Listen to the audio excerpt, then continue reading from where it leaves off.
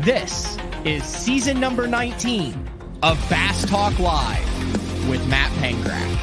BTL is presented by Lowrance, Bass Cat Boats, Aptco, Strike King Lures, Sunline, Big Bite Baits, Spro, X-Zone Lures, Gamakatsu, The Bass Tank, Denali Rods, and Pro Guide Batteries.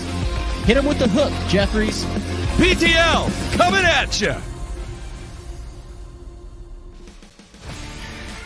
Good morning and welcome to another exciting edition of BTL Bass Talk Live, where we are going to talk about bass fishing. Big day yesterday.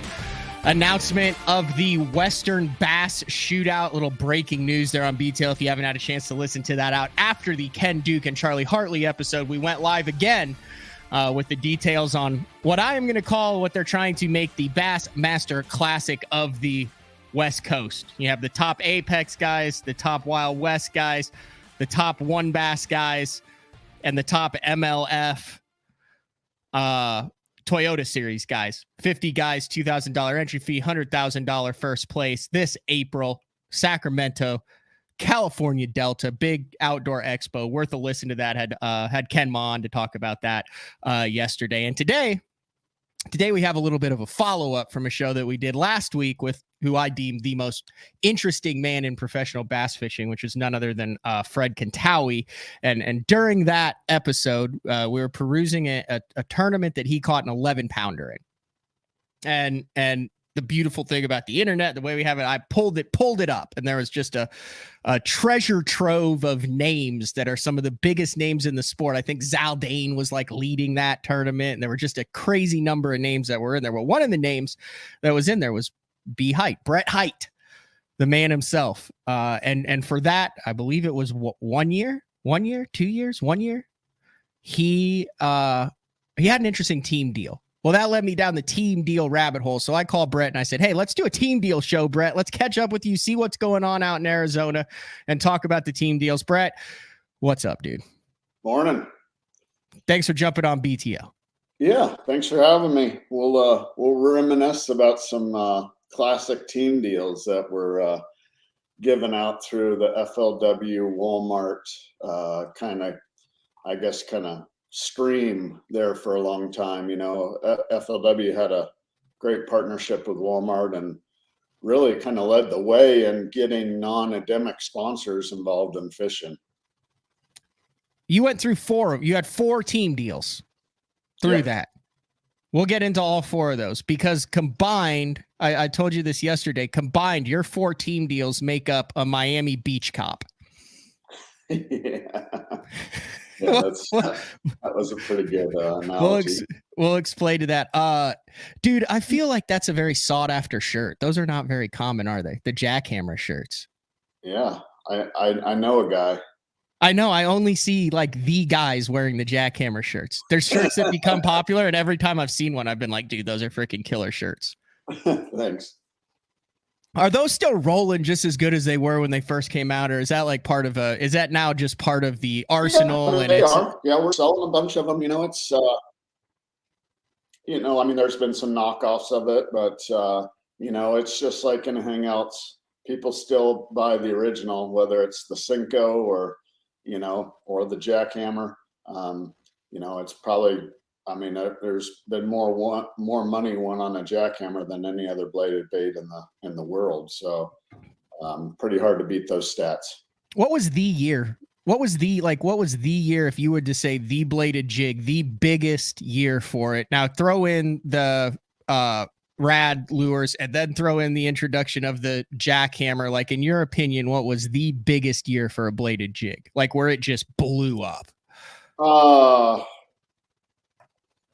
I would say maybe, well,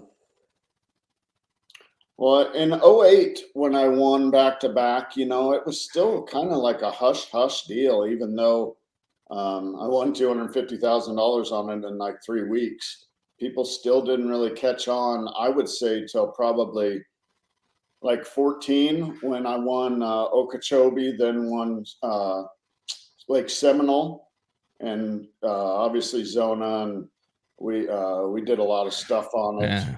That was the first year the sales went nuts then. Like absolutely. Yeah, and we didn't even have the Jackhammer out then. I was using a kind of OG, that old Phoenix vibrating jig, and I knew the thing could get a lot better. So after those tournaments, that's when Marizo Shmuzu and I got with Evergreen, and kind of decided that we just wanted to make the best bladed jig out on the market. And I think it probably released around 17 or something like that. Yeah. I got second at what's that place in south on the Santee River, below Santee Lake. The Cooper River. The Cooper River, yeah, there you go. What is that? Winyah Bay. Winyah Bay, yeah. Yeah. And that's when I had the first. I got second with the prototypes, and then after that, I think we came out with it about a year later, and of course, Hank Cherry won the classic on it. We had a lot of stuff. Ott won the classic on it, and then Edwin Evers won Red Crest on it. So I mean, we had like 2 classic winners in a row, throwing pretty much one of their main baits is a Jackhammer and the Red Crest winner. So I would say, that like 19 to 21 was just really, we sold a lot of baits. I don't think it's talked about much, but we did that documentary. It's still on the BTL YouTube channel with Rad Lures, and then the transition to Z-Man. But I don't think there's been a bait that's been as successful, that has gone through so many like evolutions, just little design tweaks, but also with companies, because it was a small company and then they needed the trailers and stuff, and then they ran out of production. This is the truncated version. So then Z-Man took over that. So then and listen, I'm getting the bladed jig talk out of the way so we can get to the other stuff. It's already in the comments. We're just we're the elephant in the room. You cannot do an interview with you without talking about it. Do you ever get sick of that, Brett? No, I mean, it's kind of flattering to me, because I mean, people come to me for information about bladed jigs. I'm the guy. And I happen to know a little bit about them. I've caught a few bass on them, but what's neat to me is I get a lot of feedback from, whether it's fans or friends, saying that they caught their biggest bass on the Jackhammer. Just cool stuff like that, how it's really helped their fishing game. But so you and Marizo were with Evergreen, which back at the time, Evergreen was kind of like I want to say Evergreen was kind of like Lucky Craft when it first came on, where everyone was like, ooh, those are freaking cool. And then they caught on, but with the primarily the shower blows. Yeah. But a bunch of cool stuff with Evergreen. So Evergreen, no relation to Z-Man whatsoever or anything. You guys would have make a better one, but I'm assuming because of how well Rad Lures did with their, and this is just semantics, but I'm assuming with how well Rad Lures did with their patents and all of the back end that they did it was hard to make one that worked. So your option would have to be to partner with Z-Man in a way, add the Japanese elements, add what you guys want, and create kind of a partnership there. Fair rough assessment of how that ended up having to go down? Yes, yeah, because we were just going to make the Jackhammer for a JDM only because of the patent. So we just Marizo and I wanted a tournament bait that I could use and he could use. And it was just going to be a JDM bait because it's a U.S. patent, not a Asian patent. Oh, is that why there's so many different bladed jigs over in the JDM market, like the Jackal and all that stuff? Because oh my gosh, I just realized that. So you listen to like Epic Eric and some of these guys, and they're like, look at this bladed jig, look at this bladed jig. And you're like, where the heck, how come we've never seen these? You're not legally allowed to sell them in the United States. That's right. So after that Cooper River at Winyah Bay, I kind of let the cat out of the bag. And then Daniel at Z-Man called me and was like, we just started talking, and he's like, hey, how about if you guys already have all the design done. like, how about we buy it from you and sell it under Evergreen and Z-Man's branding? So it's just been a great partnership. Those guys are awesome to work with, kind of give me a free reign on colors and different ideas that we're working on. And it's just been a great partnership with Evergreen and with Z-Man.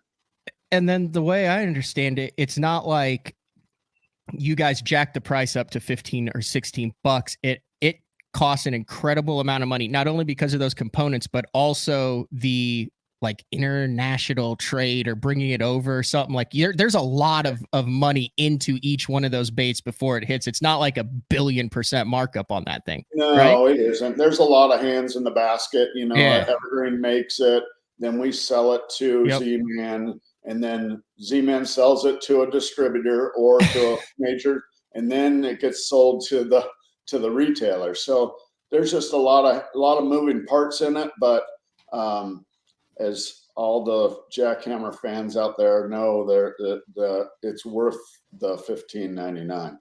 Yeah, you got the swim bait guys, you got the frog guys. I think you got the balsa guys, and you got the Jackhammer guys. That's right. I mean, you just have a bunch of. I mean, you get mobbed everywhere you go. Well, they know where to come to get them, the guys on tour. So yeah, I get asked every once in a while what if I got any back stock. So you're alt. Is that an exercise bike behind you with exercise shoes? That's a Peloton, yeah. Oh my gosh. You have a your backdrop is a Peloton. The Jackhammer sales must be pretty good, Hite. Do you have I've actually been riding it lately, so. Do you have the like customized coach that you have the little screen and they come on and they're like, we're going up a hill, Brett, pedal harder?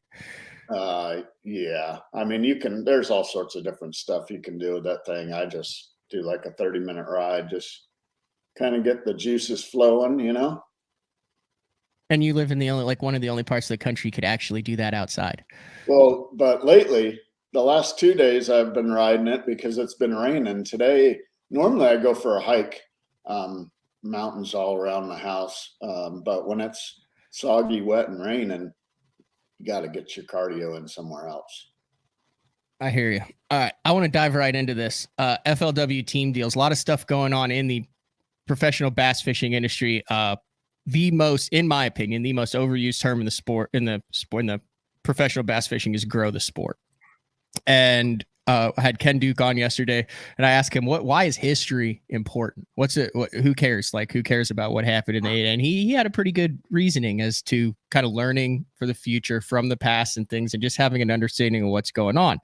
Dude, if you took 2003 to 2008, maybe even a little bit before that, and implanted it right now in 2021 with what happened at FLW, people would be like, holy cow, this thing is going NASCAR.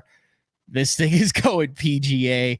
Some of the stuff that was going on 15, 20 years ago with camera angles, live shows, team deals, boat wraps, professional angling, exposure, where you guys were, how you were seen, was mind-blowing. If you really go back and look at it compared to where we are now, that was a hell of a time, Brett. Yeah, we were fishing for more money in the mid 2000s than we are now.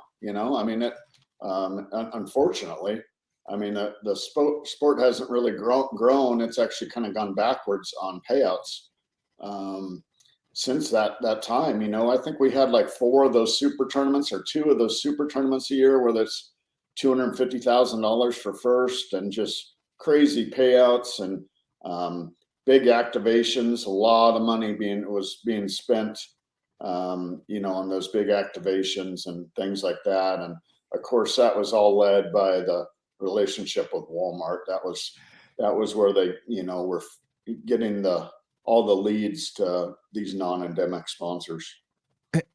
I mean, guys, I think it was 2007. I don't know how much Hulk Hogan cost, but he literally was the face of FLW fantasy fishing, and they gave away $1 million to the winner of the Forest Wood Cup, and they gave away $1 million to the fantasy fishing winner. Now, we don't have to get into how that payout was structured and what happened to it, but at the time, they won $1 million. Yeah, it was pretty awesome. Yeah, my first major tour victory at Lake Toho right there. Hulk Hogan was there on the dock. That was the final day, I believe. And he said, "Hey, brother."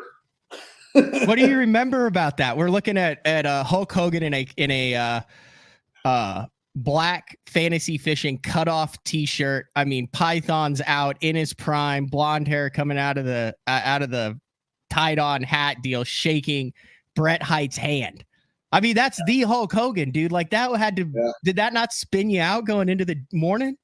I was like, okay, I don't really understand Hulk Hogan with fishing, but whatever, I guess Irwin was buddies with him or something like that. So, there's always a backstory to it, but a little odd to have Hulk Hogan as our spokesperson, but hey, whatever works. How did those team deals work? Because we're going to get into them. I've heard a bunch of different stuff from a bunch of different people. I'm sure you had to sign NDAs at the time. Are those like gone, done? Can you actually talk about how a freaking FLW team deal worked? Because I heard guys being like, oh, these guys are making $1 million on this. They're getting all this stuff. And then I heard other guys going, they get their entry fees paid for and they can't get any additional sponsors and they're in jail as long as they're on a team deal. I've heard it across the entire board, Brett. No, I mean, I would say most of them were, getting their entry fees paid with some kind of salary and then a truck to use from Chevy. They had a whole fleet of whether you wanted a Suburban or a truck. And then, you could have your own sponsors and everything like that. But of course, on those final days, you had to have sponsor compliant. If it wasn't one of their sponsors, you couldn't wear that logo. So kind of didn't really help your personal stuff unless they were a sponsor of FLW at the time. So when you kind of first came over, you did like you went from white T-shirt to Imodium to copper tone to Dunkin' Donuts to National Guard all in a 5-year span, right? Yeah, that white T-shirt was the first what would have been the Everstart Western tournament at Lake Pleasant on my home lake, and I won. And all I had was I was fishing the top 150s then, and all I had was bass jerseys. I flew home and fished the tournament, and so they're like, "Oh, you can't wear that." I'm like, "Okay, what am I supposed to wear?" So a white T-shirt with a Everstart sticker on there, like a literal sticker, like a bumper sticker peeled off and slapped onto the white T-shirt. Yeah, that's all they had. I'm like, okay, you guys want us to, we can't wear any of our stuff. And then you give us a white T-shirt and put a sticker on it. Let's look a little bit more professional. So how'd you end up on a team deal then? Did FLW approach you? Was it based on your performance and having won? How do you end up on a specific team? Did you get to choose? What was that process like? Yeah, well, in 2005 was my last year on the top 150s because 2006 was when they switched over to the elites.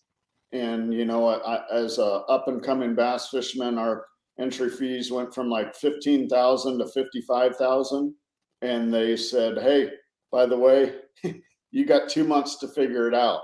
And I just wasn't going to take that risk in my young career at that time, because if things go bad, you're in a world of hurt. So kind of took a year off, fished, 5 days a week around Arizona and fished all the Western stuff and made a change to Ranger. They were very influenced to help me get a team deal. Obviously, they were a big partner owned by the same company.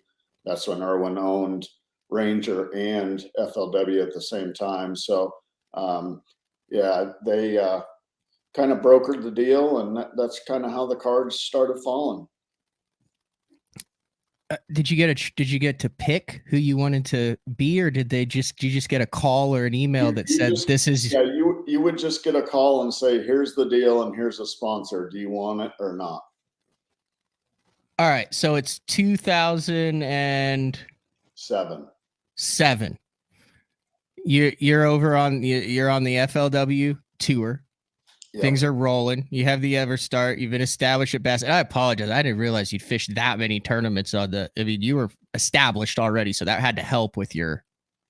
Yeah, that's kind of when I really started covering it. Was 2006 is when I really the very first year of the Elite Series when I started following all this stuff like hardcore. So you get a call or email. Someone's like, "Hey, you may possibly interested in an FLW Team Deal." Yep.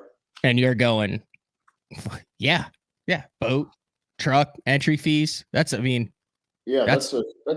thing for, kind of a young angler. If you can get your entry fee, I mean, and they were $5,000 entry fees. I was fishing the Western National Guard, which were pretty much a tour level event. They had 200 guys paid the same.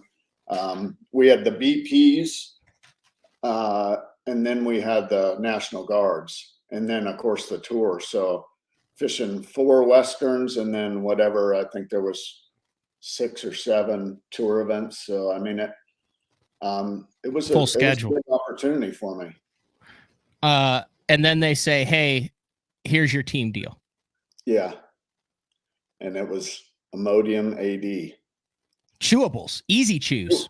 Yeah, easy chews. I mean, you got to have the easy chews. Now, listen, not laughing at you, but I mean, was there a moment where you were like, boy, there's a lot of options out there, and that's an interesting one? Yeah. I mean, whatever pays the bills, man. I mean, yeah, see, there we go. Yeah, whatever pays the bills. But yeah, it's, I mean, just to have the opportunity, I was like, okay, yeah, I'll take it. I'll rock the Imodium. So I couldn't find one of the boat, but did you have the boat wrap too? Yeah, boat and truck wrapped. Boat, truck, and jersey. So you toured the country in the Imodium AD Easy Chews. Yeah, the shit stops here. That was my motto. Did you have to learn? Here's my other question. Did you have to have an in-depth knowledge of the product? Did you get years supply of Easy Chews sent to your house? What was the? Oh yeah. I got a whole giant box full of two. It's like a little packet. Like if you go to the gas station, you got to buy some Tylenol, and you get 2 pills. Yeah, I had a gigantic box full of Easy Chews. So you just be tossing about. You'd be handing them out to kids at gas station. Hey, kids. What's funny is when you're sitting there waiting before takeoff, and you see a guy doing a beeline towards your boat, and he's like, "Hey, Brett Hite, you got any of those Easy Chews?" And you're like, "Uh huh." You're in a little trouble. You're in a pickle this morning, aren't you? The guy's on the trolling motor. He's coming in hot, bangs off the side of your boat. He's like, "Dude, I need the hookup." You felt like a dang drug dealer. You're like, "Hey, is this legal?" Who got the most Easy Chews from you over that year? I don't know. Because I mean, dude, I got buddies who I'm like, you got to go again. Every morning, it's like, how do you start your morning out like that, man? I'm like, I can't do that. Yeah, I don't. No. But when there is emergency, it can't come in handy. There is. So then I carried a whole Ziploc bag full of them in the boat. Did you have people stop you all the time, honk and do on the road? Did you get a lot more publicity, do you think, of people going, look at that thing rolling down I-10? They were like, "Oh, this guy, he's shameless, man. He'll take money from anybody." But that was a 1-year deal. So then the next year they're like, "Hey, we want to switch you," or did you put in a request, or how did you how'd you go from anti-diarrheal to sunscreen? I don't know. So Imodium AD is owned by Johnson & Johnson. Okay. which I think owns Tylenol. Yeah. They decided, I think they had a 2 or 3 year contract, decided not to renew their contract. So they got a Copper Tone came on. And I was like, yeah, that's a little more, that's a little cooler. So that's what I think a lot of the common fans don't understand is all these deals were big conglomerates. So their deal was, hey, they have a boat and a truck wrap, a lot on impressions, a lot on visibility, but then it was up to like the team deal managers to decide who gets it. It's not like you're talking with the guy who invented Imodium AD and he's like, yes, you are my guy. It's distributed through these massive brands, right?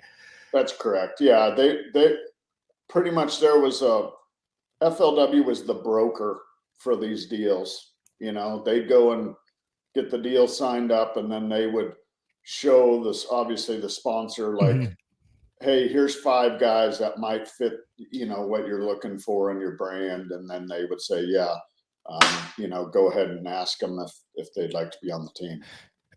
Now, I feel like some guys, isn't it like Greg Bohannon? Aren't there a couple guys that like have kept what they started like a long time ago as a team deal? And then like, I mean, those things are gone obviously now, but they're still branded with those brands that were familiar team deals. Like I feel like Pringles.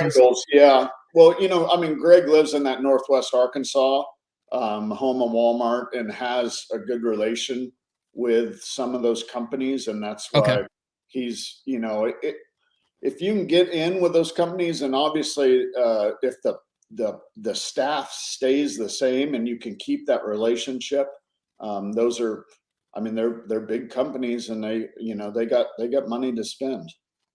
All right. Then you went from Copper Tone. So that was Copper Tone a couple years. I feel like that was more than 1 year. I can't remember. I think it was only one, to be or honest. you won in the Copper Tone jersey though. Yeah, I won Toho and then the Cal Delta for the West. Okay, maybe that's why it seems so prevalent. And then you had a season of Dunkin' Donuts. That's right. Yeah, Dunkin' That Donuts was a fun wrap. It was Dunkin' Donuts coffee. Oh, coffee exclusively. Yeah. So obviously you could go buy your Dunkin' Donuts coffee at your local Walmart, the stuff that you would get at the regular donut shop. So that was what they're really pushing, was pretty much the coffee brand.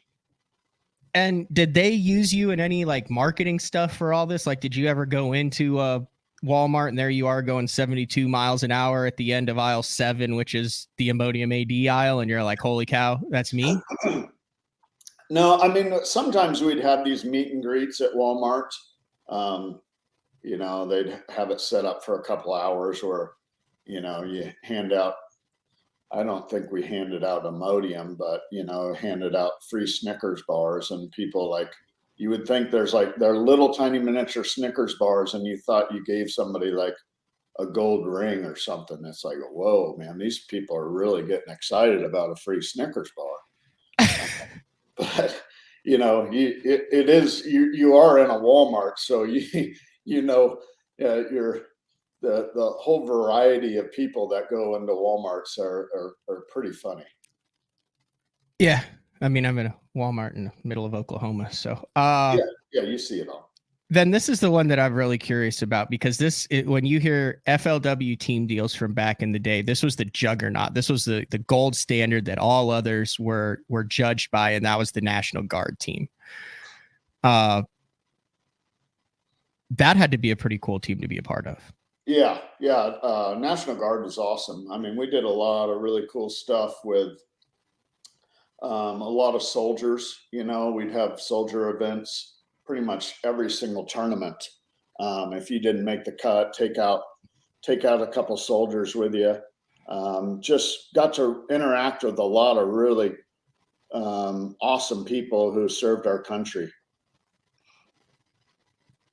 And that was one that I feel like there are a lot of guys that, Scott Martin, synonymous with National Guard. Justin Lucas, even as a co-angler, synonymous with National Guard. That one lasted a long time too. That's probably the longest running one, wasn't it? Like I just think as far as independent. I think Kellogg's was probably the longest running one.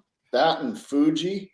They were there for a long, long time. And Castrol. David Dudley was on Castrol forever. Yep. So I think those were, and then BP was a big one. Yeah. They had a really big team, and that was a good deal. And National Guard, Kellogg's, Fuji, and then we're getting ahead of ourselves here. Fuji just kind of shrivel up when the digital age of a cell phone camera. Wasn't Block It on Fuji? Block It was on Fuji. And Dude, Wesley that would be the best show ever with Randy Blockett. Did he resist going from the throwaway Fuji film and the film roll cameras to the cell phone camera when they came out? Did he feel like that technology was just too much of an advantage to be able to instantly take photos of people and look at them now? I mean, that's basically live photos, Brett. Let's be honest here. That was taken out of his pocketbook with the Fuji film. Yep, that's right. Yeah, you didn't have to go to Walgreens to get your box camera developed. And then you realize that not one of the pictures is a good picture. I mean, think of the advantage. Think of the advantage that people with social media had, who had the ability to take a photo and instantly share it to the world with the cell phone camera. All right, we're going to take a break. We kind of got ahead of ourselves here because when we come back, I want to roll with Brett, continue that kind of theme. I'll probably field a call from Block It here in about 30 seconds. I want to name the most iconic and some of the best FLW team deals, boats, wraps, and brands from the FLW team deals. I have 1, 2, 3, 4, 5, 6. I've got over 20 right here, Brett, and some of these are iconic. Some of them are great. Yeah, they are. See what I did there? I got you. You know, who am I talking about? They're great. Dave Lefebvre. Yeah. All right. BTL. What day of the week is it? It's a Tuesday. It's Tuesday, January 17th. Brett Hite, live from his Peloton room in Arizona. We'll be back right after this. Introducing HDS Pro. Watch fish reacting to your lure live with Active Target 2. Get game-changing clarity in the megahertz range with the new Active Imaging HD sonar. Find the richest fishing spots with CMAP's charts. Take full control of your boat with the ultimate fishing system. HDS Pro. The more you see, the more you catch. The new Puma STS has been redesigned from the ground up. With the angler, design, function, and performance in mind, nothing on this new offering was compromised, and the only thing carried over from the previous version is the name. Based on the Soft Touch series hull that started with the flagship Jaguar, this new model is nimble and performs incredibly well at all speeds with either a 250 or 300 horsepower engine. Featuring a new 96-inch wide-body footprint, this hull measures out at 20 foot 7 inches in length. Industry-leading design coupled with tournament-winning performance. The Puma STS from Basscat. Feel the rush.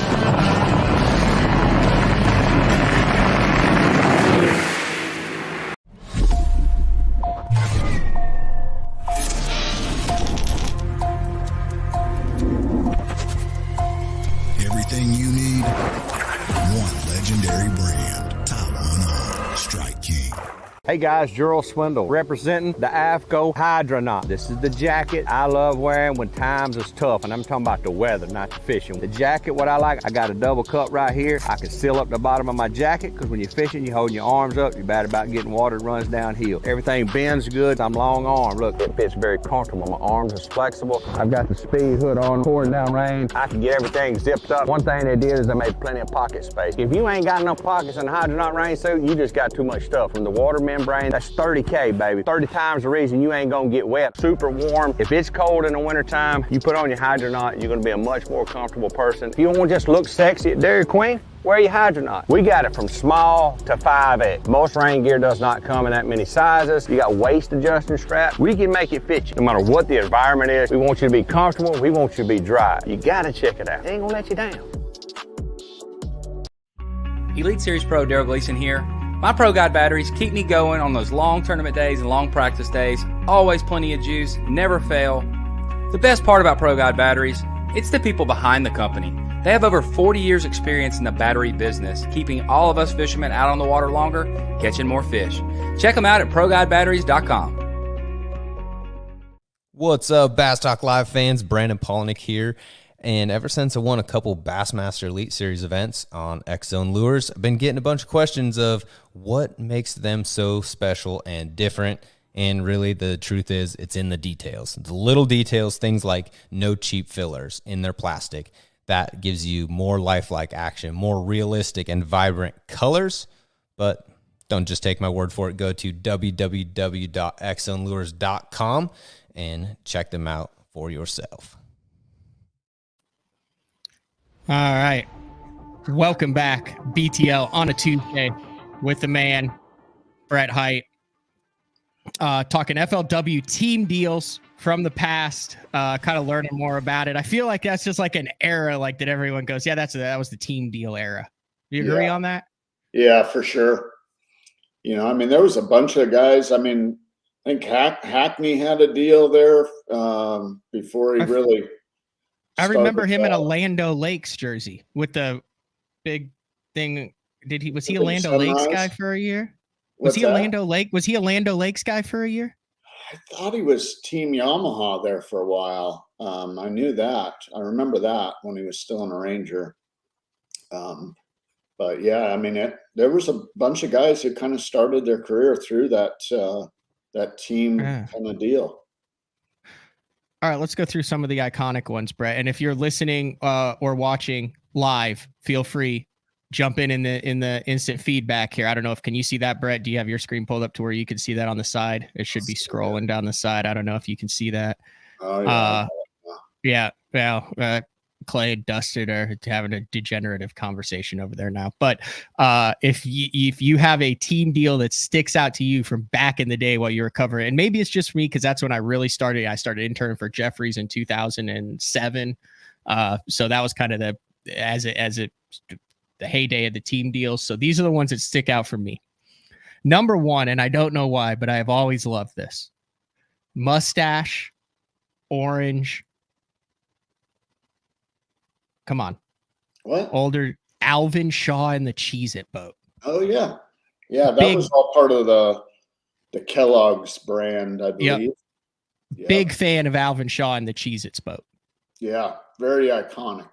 Very iconic. The other one that I feel was underrated that people don't talk about, loved the Weed Eater jersey. Yeah, or the Poland chainsaw. I don't remember that. Yeah. I don't know if we can find that. But who was the Poland chainsaw guy? I don't remember, but they had it. But yeah, the Weed Eater. What else? Land O'Lakes is a big one. Yeah. All right, we'll start here. Greg Pugh and Snickers. Yes. He had like a couple crazy good years there. Greg Pugh did, and synonymous with the Snickers wrap. Agree with me there? Correct. Obviously the Keebler. Yep. That was Keebler. that was just too easy. That was a good one. That's what David Walker, that's his nickname, LaKeebler. LaKeebler. Didn't he have the 3 little Keebler elves on the wrap too? Oh yeah. Yeah. Yeah. And the cookies. He was Tony the Tiger, I've thought, for a while too. Yeah, I thought he was too. Kellogg's with the Clark Wendlandt. Yep. I would have to put that one probably outside of the National Guard wraps. As far as unique ones, I think the Tony the Tiger, the Kellogg's wrap is the number one team deal wrap in history. Like pick a better one. Prove me wrong on that one, Brett. I mean, dude, it was the Tony the Tiger boat wrap. Thing was freaking awesome. The stripes on it. Yeah, it had the stripes on it, and it lasted a long time, and he was winning Angler of the Years out of that thing. Yep. Yeah, and then you had Castrol was there for a long, long time. Yeah, but the Castrol wasn't as cool as the Frosted. No, it wasn't as cool, but it was iconic. As the Frosted Flakes. Yeah. I did have Fujifilm, Jim Dillard, and Capri Sun. He still has the Capri Sun wrap truck. Now, I don't know how if that's still active or not, but he still has the Capri Sun truck that he toasts all the opens. Gotcha. Yeah, he kept that relationship going. I didn't even know they made Capri Sun anymore. Absolutely. I think that's still the drink of choice for like youth soccer. Yeah. Oh yeah, I forgot. I've always thought like if Capri Sun could do a pouch that would be a little bit bigger, but then there was a port in the back of the pouch that you could add like vodka. Yeah. So you could have a Capri Sun shooter, an adult pouch. Yeah. Yeah. You want to step it up a notch, hit the back pouch and whammo. Yeah. We mentioned the Pop-Tarts. That's an iconic one. Yep. That was all in, that was still in, I think, under that Kellogg. And the other Duracell. Oh, dude, that was Michael Bennett. Yeah. Yeah. Yeah, the Team Duracell. Some of the jerseys had the bunny on it. Some of them were the copper top. They had multiple layers of the Duracell. Yes, and then you had like Bounty, I think. Yep. Gate. There was that huge Procter and Gamble team there for a while. P&G. Is that the one that Prevacit fell under? What's that? The Prevacit boat? Dan Maybe. Moorhead? Yeah. Yeah, wasn't it pink? Little pink stripe down at the bottom, Yeah. Prevacit. Yeah. Antacid. Yeah. I mean, they went through a bunch of them, you know. It was there was either those companies that really liked it or they were in for a year and they were like, nah, we're out. Clay wants to know the Paw Patrol, that was a one-off deal. That wasn't a team deal, was it? No, that wasn't a team deal. That wasn't a team deal. And then obviously probably the most two famous teams of all time, I would put as the National Guard team and the Crown Royal team. But the Crown Royal team wasn't an FLW deal, was it? That was like a separate. That was a different. There's a guy, I forget his name, because I was rooming with Aaron for a couple of those years when he was with the Crown Royal. That was based a guy out of Atlanta that put that whole team together with Peter T, you know, and obviously Aaron was probably the biggest star on that. Skeet.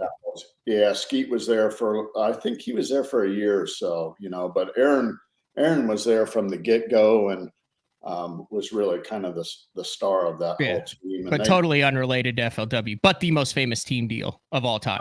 That was freaking, do you remember when that came out, especially with those West Coast guys on it? Like that had to be super badass. Like, holy cow. That was awesome. I mean, they'd get those Ford excursions and they'd have them all. This was before wraps, really, you know, they would paint these excursions like white and purple. And I mean, it was pretty cool. I mean, they put a bunch of money into it. Yeah, I think I got just for Samantha, I think I got Duracell and Energizer mixed up. One of them has the bunny, one of them doesn't. Yeah, Energizer has the bunny. Come on. Which one? But Michael Bennett was. He was Duracell. He was Duracell, and then he went to Febreze. How could I forget Febreze? Remember the baby blue Febreze jerseys that were out for a year? Yeah. I mean, it just it thinks you're going to be smelling good stuff with the baby blue, you know? Yeah. We had the Quaker State. Quaker State was big in it. You know what? I'm going to have to add a third team because when the Elite Series first came out in that 06, I think 07, 08, there was the Citgo team.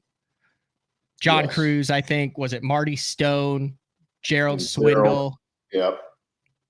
I was on, what was it?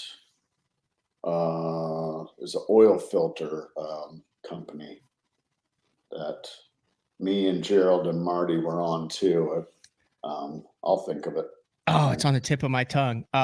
Starts with a P. Pure Later. Yep. Team Pure Later. Yeah, there were some beverages. Weren't there a plethora of different, like Dr. Pepper, Diet Dr. Pepper, all sorts of weird one-off beverage jerseys for a year or two? Yeah, 7-Up. I think Shad Skank was 7-Up for a long time, if I remember right. Yeah. So, I mean, those companies, they would just, if it was under Procter and Gamble, they would line out, let's say there was 8 team deals under Procter and Gamble.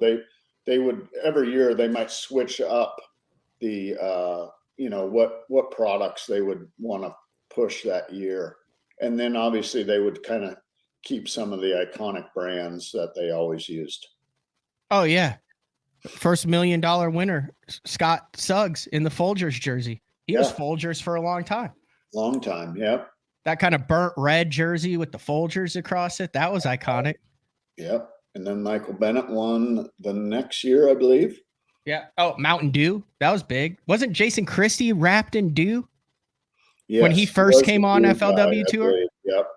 There are a number of Dew guys. He was Diet. Was he Diet Dew for one? I can't keep up. You've got the computer. Well, I mean, you can't look this stuff up. This stuff doesn't exist anymore. It's hard to find out. I do remember he had so when he went back to the Elite Series or went to the Elite Series from the FLW Tour, he had been due for a couple years. I don't know if it was individual with a team deal, but he wasn't due when he won one of the Elite Series. But Bass was sponsored by Dew. Yeah. Diet Dew. And Mercer was on stage drinking one. Christie's in the hot seat, and he asks Jason if he wants a Diet Mountain Dew. And Jason just looks at him. He goes, I don't drink that stuff anymore.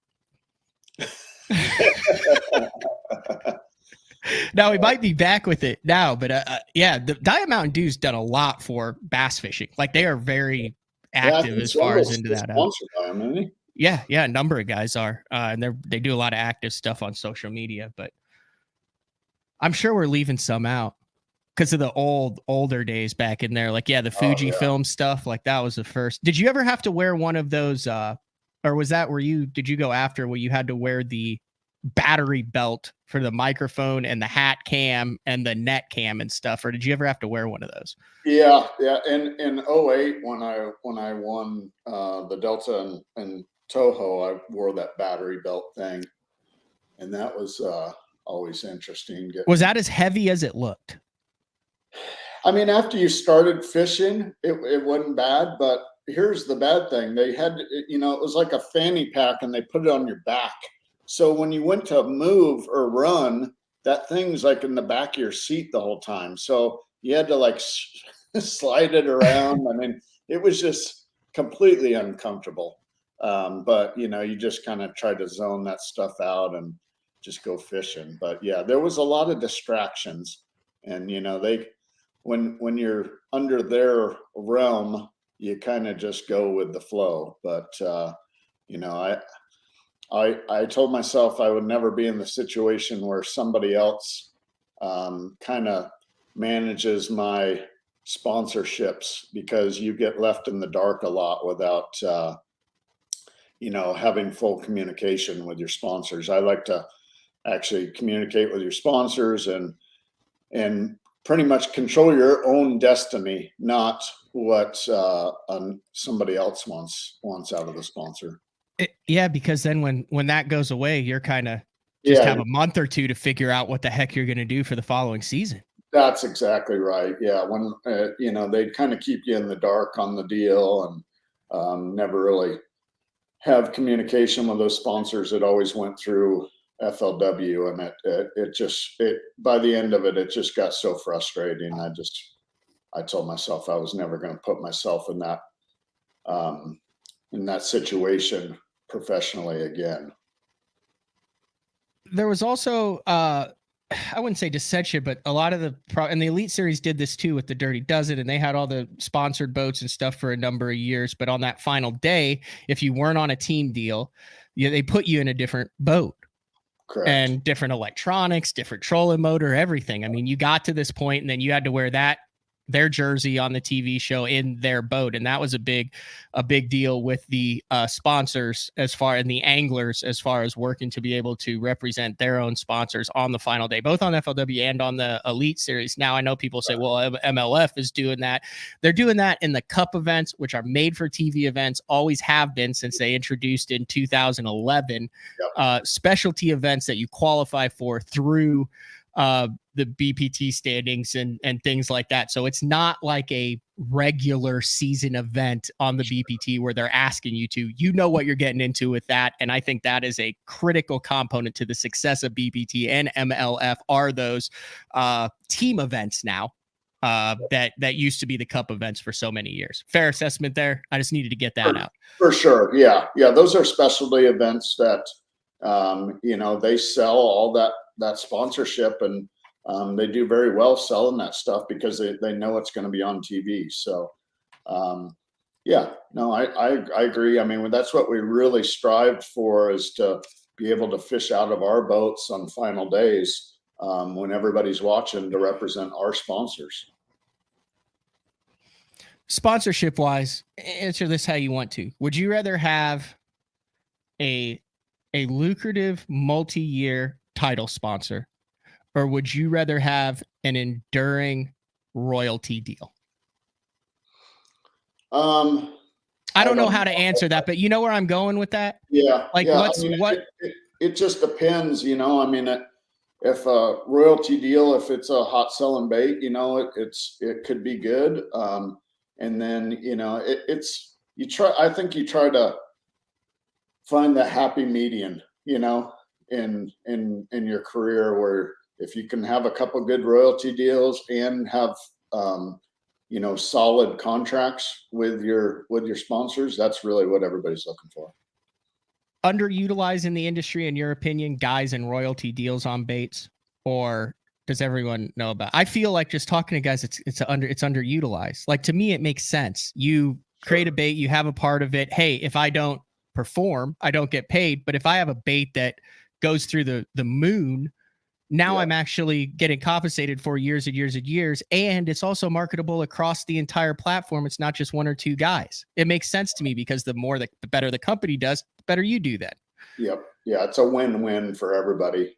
But as I mean, it's hard to come up with a bait that's, that's a winning bait that everybody wants to throw. It's just, I've been very blessed to have the relationship with Evergreen and Marizo, and helping design Jackhammer, and how successful it's been. Along with the Zaco too, I went to Yamamoto, and I'd been with them since 1998, and finally I'm like, hey, we got to build a trailer for this thing, and obviously it's one of the best selling trailers for a bladed jig on the market. That's crazy. Hey, are you cool with Dino? I know you're both Arizona guys. With who? Dino Rojas. Oh, Dean? Yeah. Okay, so today is he just got on. Today is the 22nd anniversary of his 45-2. Yeah, I was at that tournament. You were at that tournament? All right. Well, Dean's with us. What's up, Dean? Hey guys, how we doing? Apparently we ended up in a Arizona vortex. Like, I didn't know you were gonna just jump on now. I got Brett Hite on. We're talking. I need to be talking to you about royalty and team deals and all that stuff, but I got Brett Hite on. I just wanted to jump on for 2 seconds. I'm not done with Brett. Are you good, Brett? You don't have to be anywhere, do you? Okay. No, cool, man. B Hite's cool, man. Arizona. Yeah. I'm a long ways from up there right now. All right. What is today, Dean, and where are you? Well, today is January 17th. It is the 22nd anniversary of the 45 pounds, 2 ounces. And guess where I'm at right now? Lake Toho.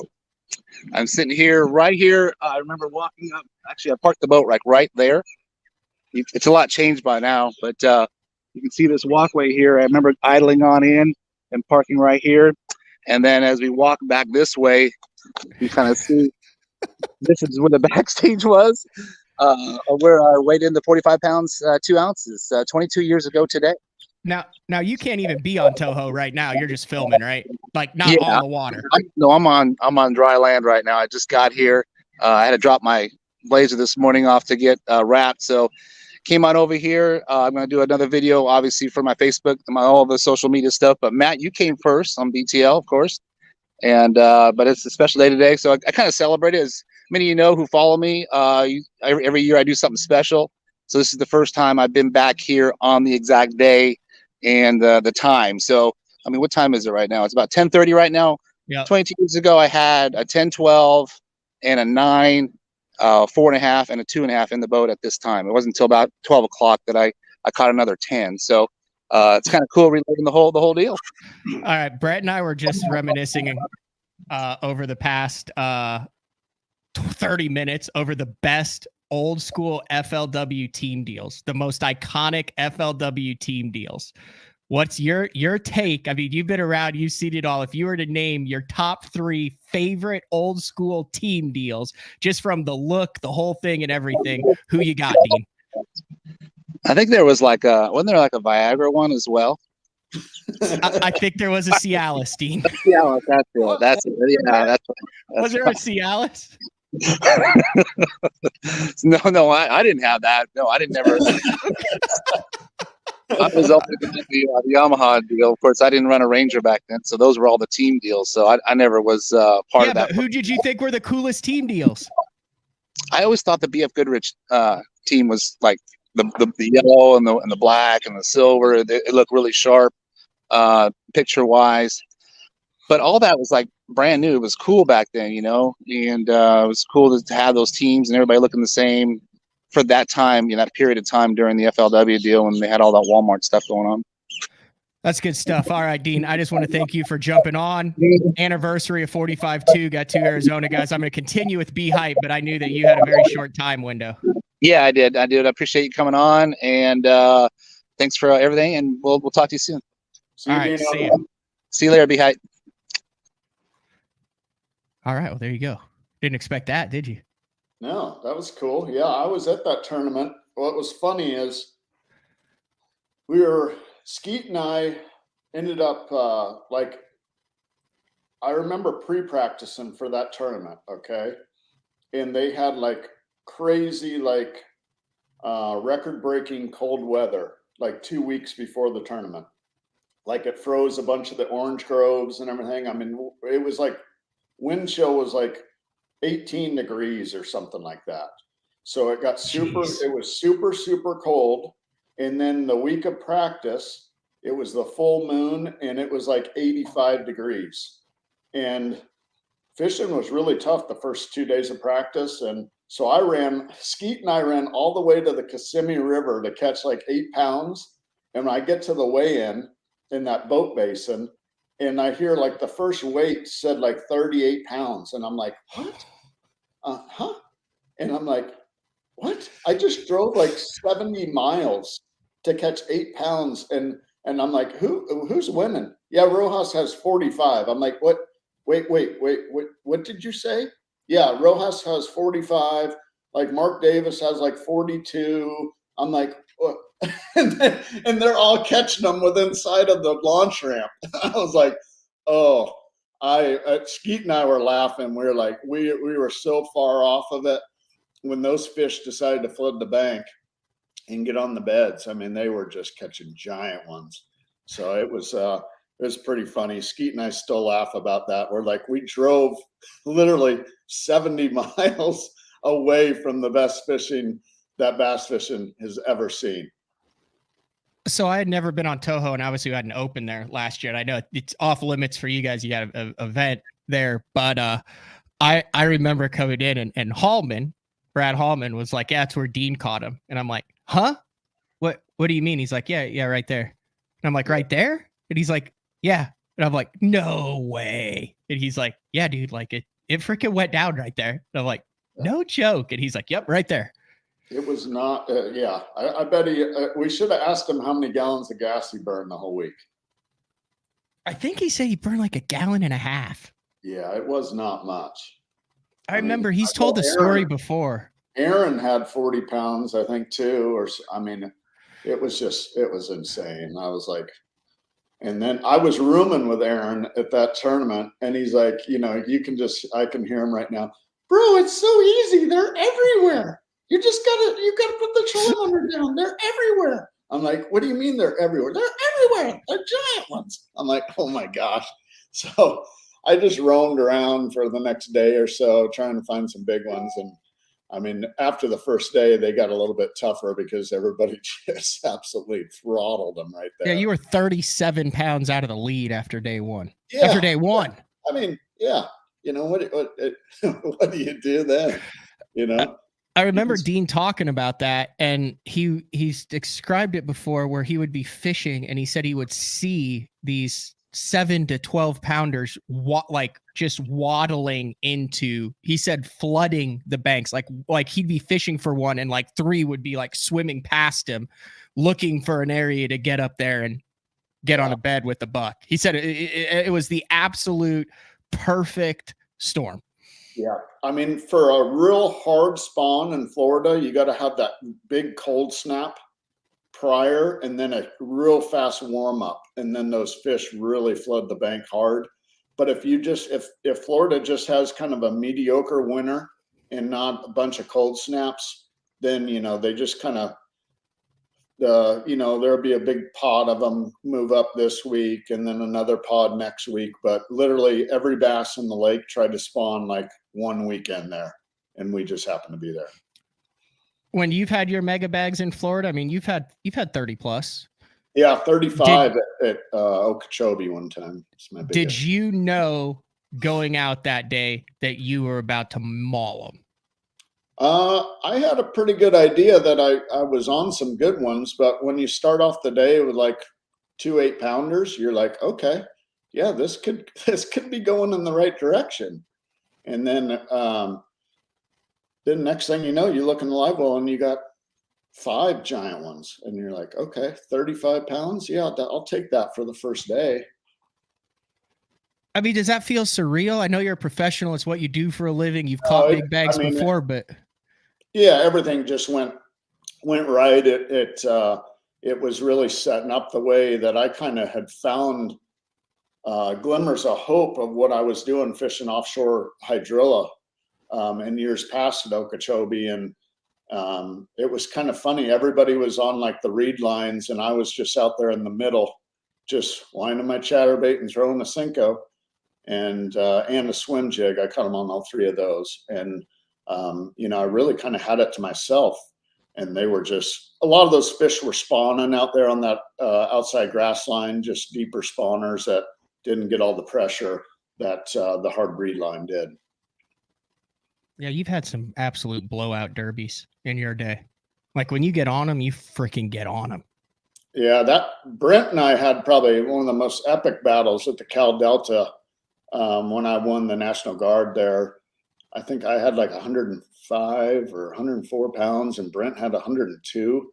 I mean, we just absolutely wrecked them. I mean, it was like 5-pounder after 5-pounder after 5-pounder.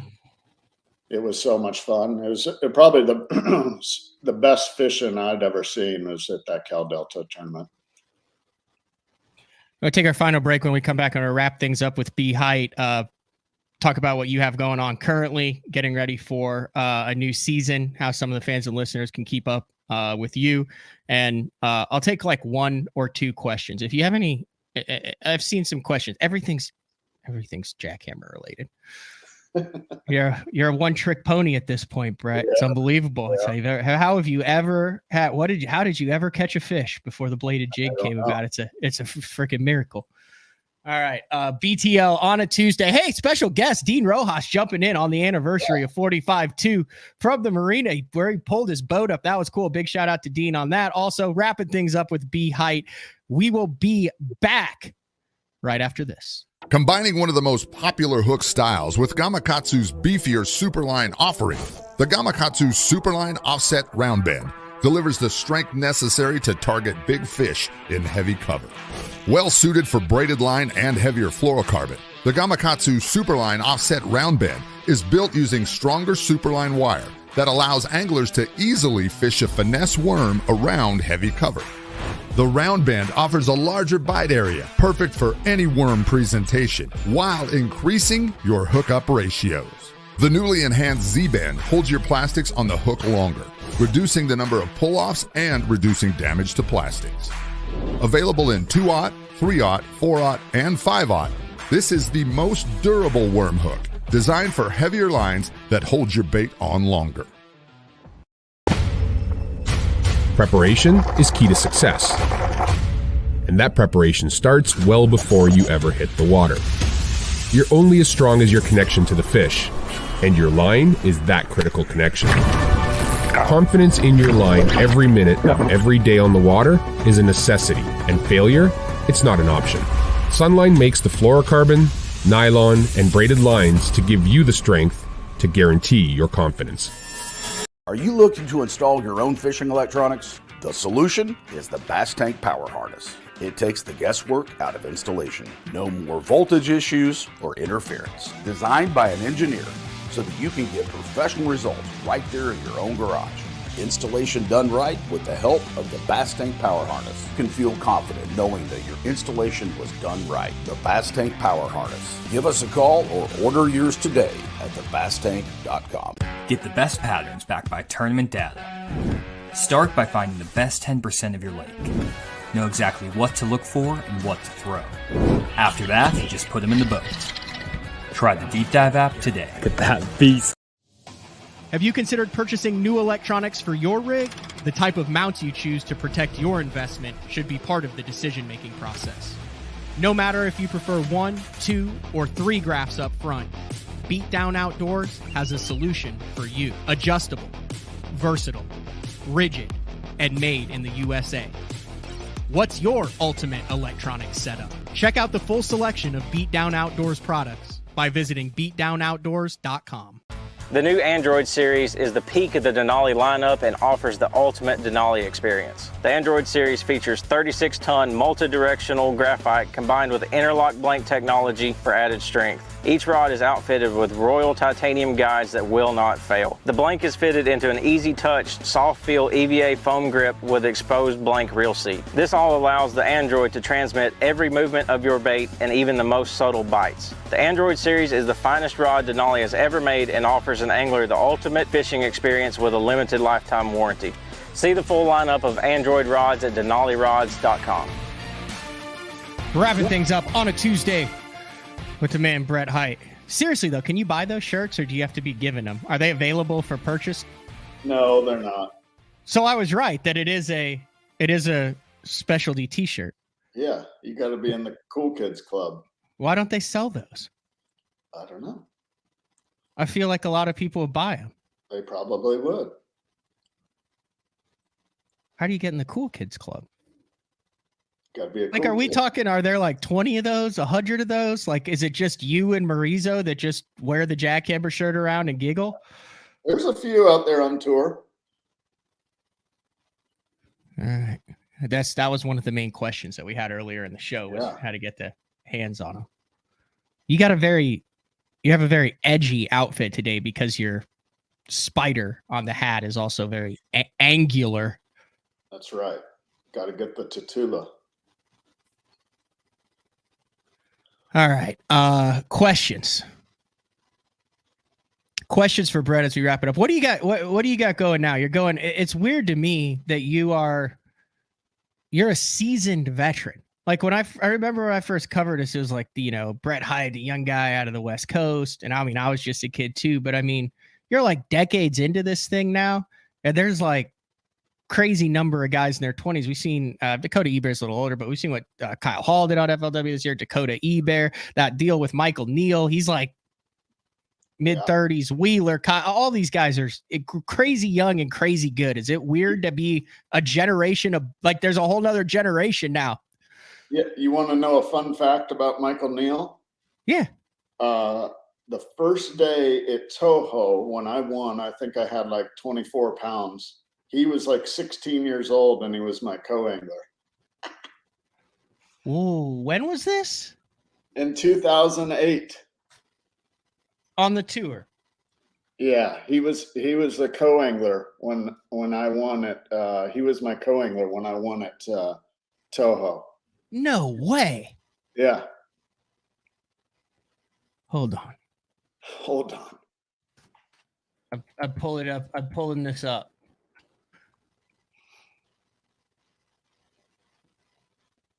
It doesn't even. Oh, it does. 2008. I didn't even know he fished as a co-angler. He fished 2 years as a co-angler. Yeah. And he got smoked. He fished all 6 in 2008. He finished 93rd in the standings, made $2,300. Fished 5 in 2009, never even cashed a check. Triple digits, 103rd. So 2008, Toho, you back-ended the hell out of him, Brett. Yeah, now he's taking it out on me. He zeroed with you.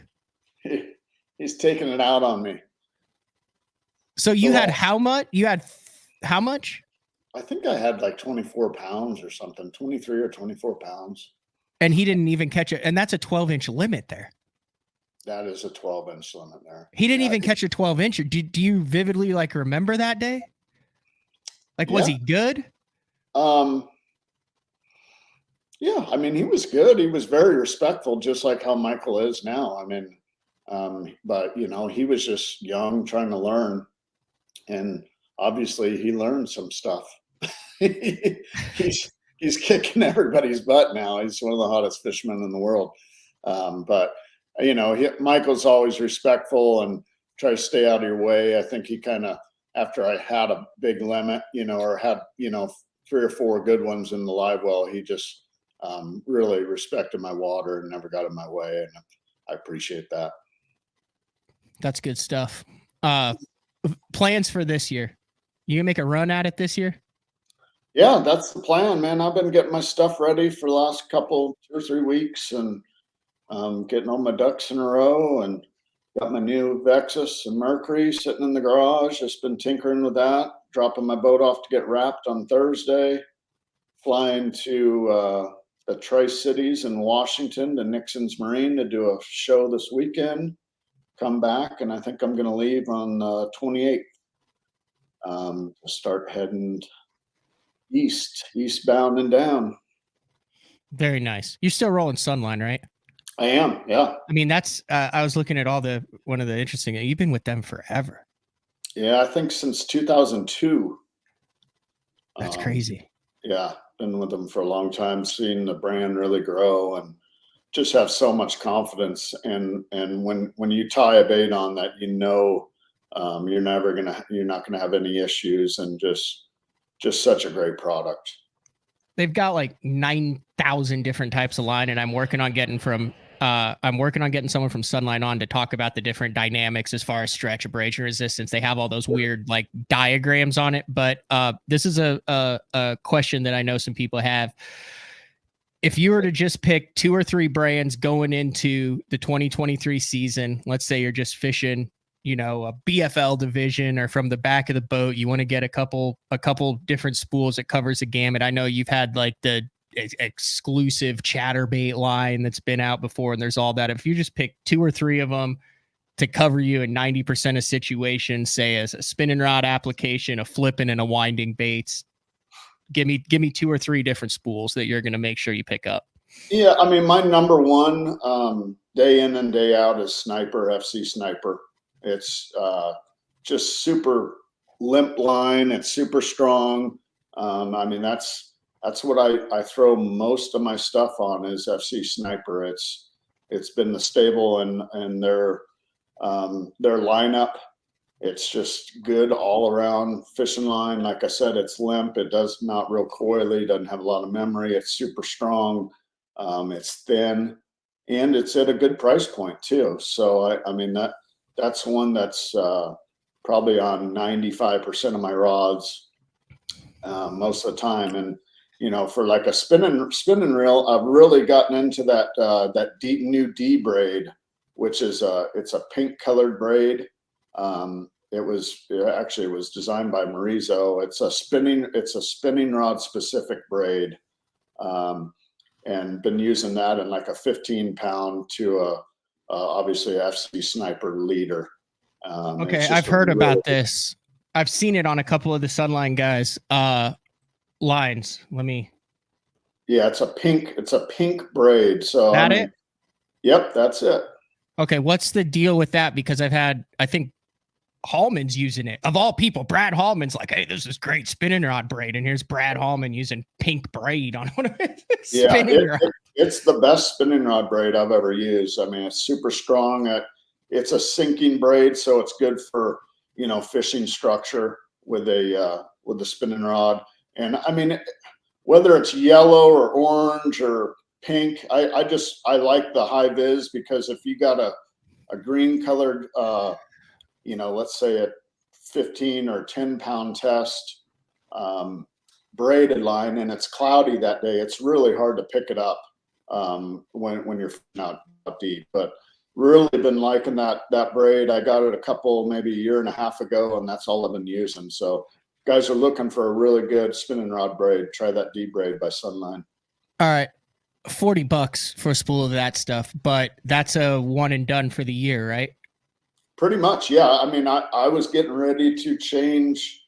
I got one with a new spool on it, and then 2 other spinning reels that have been on there all year long, and it's still good. I mean, so it really, you spend $40 and it lasts you it'll last you until you get down to the knot. But it's just really, really good stuff. Super silky in the guides. I like that, where it doesn't have a rough sound going through the guides. And are you going 15 as a whole, or are you going, it comes in 7, 9, 11, 13, 15, and 19. I've tried the 13, the 15, and the 19. And I would say for most applications, I would say the 15 is probably the best all around, because it's a pretty small diameter. So the 15, it's really pretty tiny. I would say that's probably my favorite all the way around. I like it. I'm glad I asked that question, because I actually had questions. And the thing, so when I heard first about it, it was that it was sinking, and that was the big thing. So most braid floats on the surface when you're fishing a finesse application. It's like, hey, this is getting the Ned rig down quicker. This is getting your shaky head down there. This is getting your Nico or your wacky worm down, as opposed to being with the line pulling it. It's going to give you more of that feel like you're fishing straight fluorocarbon, Matt. Okay. But it's good all around braid. I mean, I really, really like it. And are you using the Sniper as your leader then, or are you going? I am. Okay. Yeah. I'm using Sniper, or I will switch up, like fishing out west here when I'm going to a smaller line diameter. Normally, when I'm fishing on tour, I'm usually using like an 8-pound Sniper leader, but around here, when I'm trying to be a little bit more finesse, maybe like a 6-pound shooter or a 7-pound shooter. Just something a little bit more abrasion resistant, but that shooter's super thin, and it's just a little bit tougher line. So when you start going down in line size, I like to go up to a little bit more abrasion resistant line. That's good stuff. Your affinity and ability with the light stuff, I think, has been overshadowed over the past decade. Yeah, I mean, me and Aaron and Kota Kariyama kind of started the whole drop shot craze, fishing the Western Invitationals. And that was the year I had a good year. I qualified for the top 150s and made the Classic when I was 21 years old. And that's really, I think that was like 2000 is really when the drop shot. Aaron won a bunch of tournaments. I finished top 5 in a bunch of invitationals. So, yeah. And then, won a ton of money fishing that drop shot. And now there's the bladed jig, like you said, kind of overshadowed it, but still love finesse fishing and still love chatterbait fishing too. How long were you guys able to keep that drop shot under the radar? Because there's no social media back then. You're talking 2000. Yeah. If it's a magazine article or a TV show, that's your only option. Yeah. I mean, it was, what was funny is we always thought of it, using a little nose hook, fishing out deep, fishing pretty much vertical. And then, as time progressed, it's like you can fish this thing from 6 inches of water to 80 feet of water and be productive. I mean, it catches fish from 6 inches to 80 feet. And it's just funny to see how it's kind of evolved, even to like a Bubba shot, guys, pitching around on braid, around, whether it's reeds or tules or grass or something like that. And what a great, it's probably one of the best bed baits out on the market. I mean, or techniques that you can use to bed fish. And really you can kind of put whatever soft plastic you want on there. And you were able to keep that under the radar. But I also think, the rise of the Jackhammer, the chatterbait, coincided perfectly with social media exploding into the industry. So it was a bait that seemed to, thrift, and you with the Phoenix and a number of guys that 03, 04, 05, it talks about how those guys were using it. But once that, you talked about 13, 14, 15, like where you were winning, that's when Instagram came about. That's what Facebook went like public past the universities. That's when all this stuff popped up. And it seemed like that was boom. I mean, it went from a couple guys going, look at this weird thing, to everybody had everything on it. And that was you could not have had a better timing in the rise with social media. That kind of where you went over to the from the tour back to the Elite Series that year, that you had the explosion of social media, your success in that bladed jig. It was phenomenal.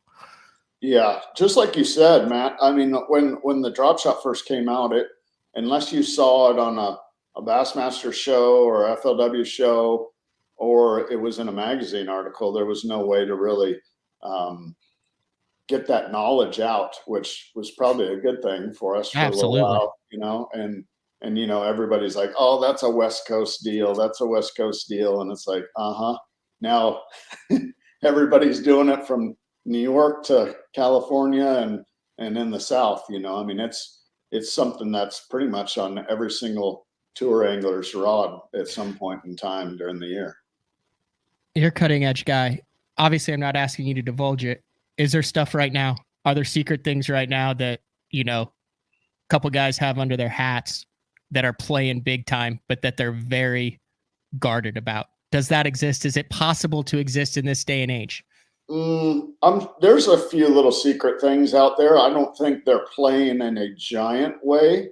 Not like groundbreaking, like a bladed, like a chatterbait or a bladed jig or a drop shot technique. I mean, there are a couple little sneaky things out there that if the timing's right and the situation's right, it will outproduce other techniques. Do you throw hey, we'll bring this thing full circle. We started with Imodium AD and we'll end with the heavy poop. Yeah. What is that thing? Poop. Yeah. Isn't that what it's called? Yeah. It's the thing that's just a chunk of. Yeah, it looks like a giant Cinco, but it's real stubby. Yeah. Yeah. Have you messed with that? Is that one of the things that? I mean, I know guys are catching them on that thing. It's been a kind of pretty popular thing in Japan, and guys, they definitely been catching some on it. It's one of those things where that's not like a search bait. You got. I don't know what kind of bait it is. What is that thing? You kind of got to find the right spot, and then it takes some patience because it falls fast, but if you're fishing it out on structure, it's still going to be kind of pull your hair out waiting for it to get to the bottom. All right. What else you got? How can people follow, listen? You got anything big coming down the pipeline? Nothing big. Just getting ready to go on tour. Follow along on Facebook, Instagram. Always got something going on, and just gonna get all my tackle ready the next couple of weeks and hit the road. Last question. Do you like that team deal? I know that they've been filming it all winter, and then some of the stuff is just coming out now from some of them. I've seen the pilot. What are your thoughts on the team series that is coming out? It was a really fun way to fish. It's kind of like practicing with two other guys in the boat, because you go to a lake that you've never been to, and then you you have two other guys in your ear and we're trying to figure out the pattern of the lake, like instantaneously. You know, it's like, okay, you're going to go up the creek arm or up the river. I'm going to go in the middle of the lake and you're going to go down by the dam. And, you know, just sharing that information instantaneous, like, hey, I caught one on a secondary point with rock.